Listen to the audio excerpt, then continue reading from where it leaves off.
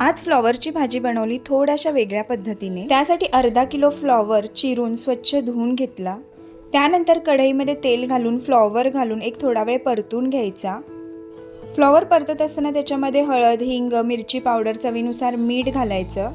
Flower परतेपर्यंत इकडे मी एका मिक्सरच्या भांड्यात टोमॅटो आणि 4-5 काजू घेतलेले आहेत, याची पेस्ट करून घ्यायची। फ्लॉवर परतून झाल्यानंतर तो एका प्लेटमध्ये काढून घेतलेला आहे आणि त्याच कढईमध्ये थोडंसं तेल घालून त्याच्यामध्ये जिरं घातलेलं आहे।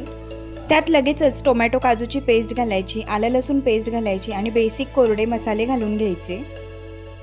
या सगळ्याला छान तेल सुटल्यानंतर परतून ठेवलेला फ्लॉवर याच्यामध्ये घालायचा।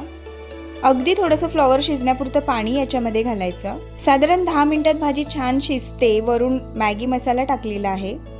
खाण्यासाठी तयार आहे आपली चमचमीत फ्लॉवरची भाजी। तुम्ही सुद्धा घरी नक्की ट्राय करा। भेटूया नेक्स्ट व्हिडिओमध्ये, तोपर्यंत बाय बाय।